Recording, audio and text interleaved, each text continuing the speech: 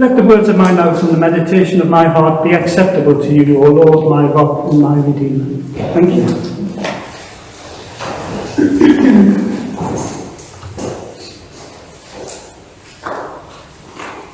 We live in unprecedented times. Not a day has passed in the last 5 months without some alarming or frightening news about what's happening in the world. Then add to all that the horrific explosion in Beirut in Lebanon, a country already on its knees. The changes which have occurred globally have also hit near home. Look at our church today.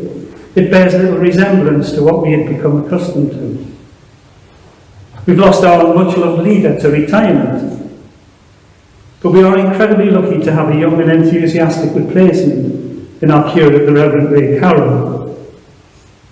It's Ray who is making sure we continue progressing as a church, continually looking forward to where we need to get to in the future, within the restrictions that the pandemic will allow.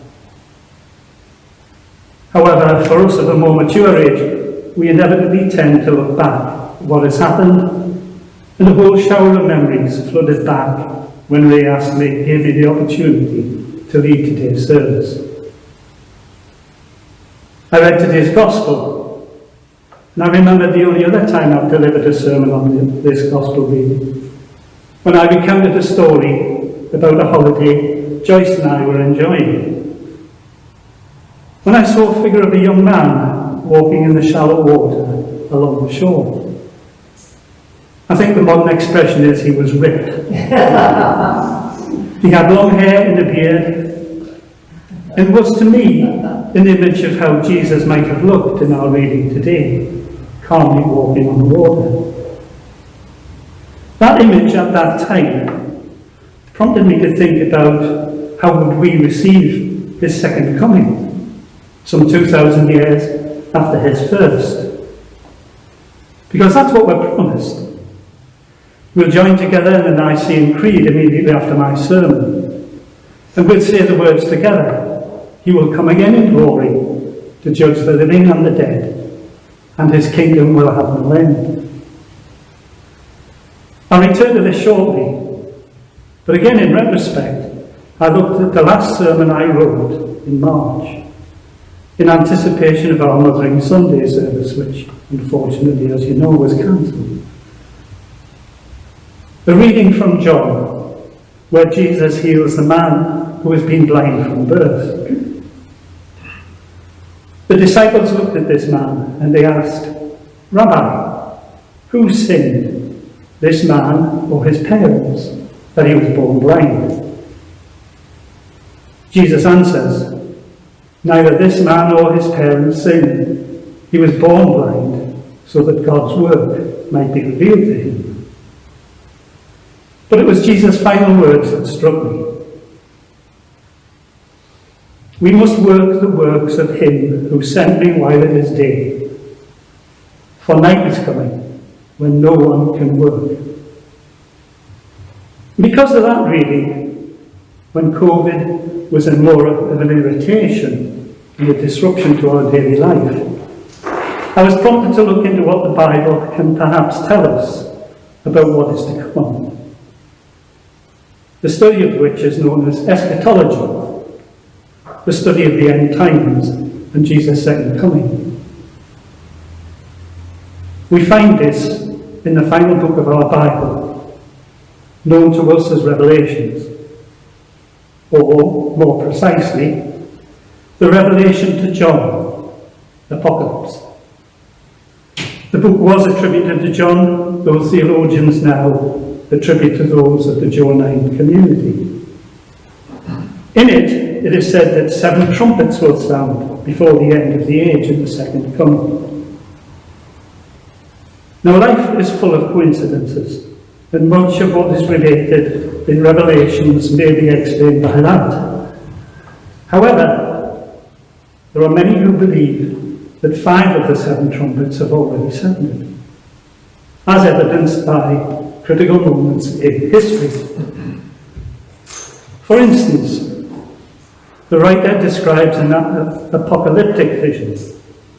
His vision explains the triggering event at the sounding of the first trumpet, when, as the book says, hail, fire, and blood will rain down on the earth and wipe out 1/3 of plant life. Now, during World War I, huge amounts of artillery shells, chemicals, were released on troops for the first time in history, killing over 8 million people. Soldiers on both sides burned vast tracts of land in order to eliminate any natural or man-made items that their enemies could use. Another war, the Second World War, is also an event that was triggered by the sounding of the second trumpet, when the book says, a burning mountain falls into the sea, turns 1/3 of the oceans to blood, 1/3 of all sea life dies, and 1/3 of all the ships destroyed. Now, during World War II, approximately 1/3 of the ships that took part in the conflict were sunk. And the nuclear bombs deployed at Hiroshima and Nagasaki, resembling something like a great mountain burning with fire. A sight that was new to the world. But it was the third trumpet which stunned me during my studies. I leave it to your own conclusions and opinions. The prophet says, the third trumpet will sound before a star called wormwood will fall, and 1/3 of waters become wormwood, and many died from water because it was made bitter. Now, there's a Russian word for wormwood. It's Chernobyl. Furthermore, the nuclear reaction, the nuclear radiation that emanated from the destroyed power plant contaminated more than 30% of the water supply in Europe and Western Asia, killing thousands and affecting hundreds of thousands of others. I think that we ultimately need to form our own conclusions as to whether Chernobyl and the two world wars fit the prophecy of Revelation. But for me, the book took on new meaning when viewed from a 21st century perspective. There's much more that can be said about the significance of it, but perhaps for another time. More to the point, we return to today's wonderful story in Matthew, which is also particularly significant. Over recent weeks, we've been bombarded with parables from Jesus. The parable of the sower, the yeast, weeds among wheat, the mustard seed. Jesus is teaching his disciples, preparing them for what he knows is to come. In the previous chapter of Matthew, the disciples came to him and asked, why do you speak to the people in parables? He replied, because the knowledge of the secrets of the kingdom of heaven has been given to you. Jesus is perfectly aware of what lies ahead for him. He is preparing his disciples for what lies ahead for them. Now he's not telling them stories. By walking out to them on water, he is demonstrating his divinity. In the reading from Kings that Jim read, Elijah heard God in the violent wind, did not hear God in the violent wind, or in the earthquake, or in the fire, but in the gentle silence. In the same way, Jesus went up the mountain to be with his Father. He wanted to listen to him in silence and in peace of mind. Nothing to disturb him, nothing to divert his mind, nothing to trouble his heart. There were no material things or other people to distract him. Now, our lives are filled with material things. Gadgets, social media, politics, money, all rule the world. And there are many who have no meaningful relationships in their lives.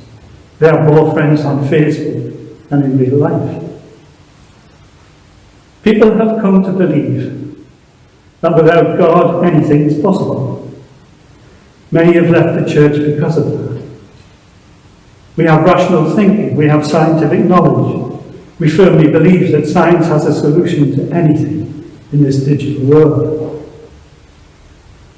Here we are faced with COVID-19, the worst pandemic since the early part of the 20th century. And it's turned our world upside down. People believe that before this pandemic, with our scientific knowledge, we could rule the world. Science and technology could solve or reduce our suffering. The months that have passed since the news of COVID-19 was in the world, scientists have tried their best, but it's still with us.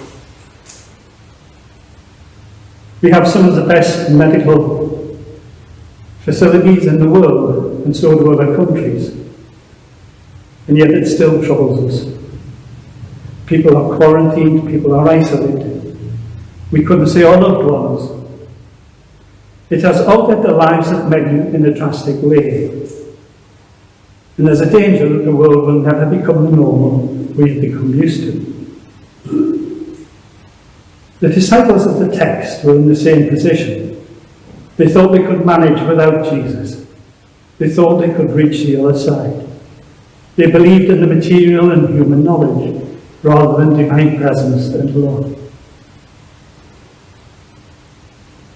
They soon realized they needed Jesus.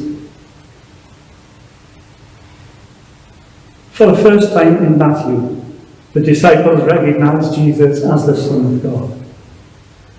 And that's our message today. Jesus hasn't abandoned us. We must have faith. Must have no doubt that Jesus is there to save us. And God is in the gentle sound of silence we can have in our prayer. Amen.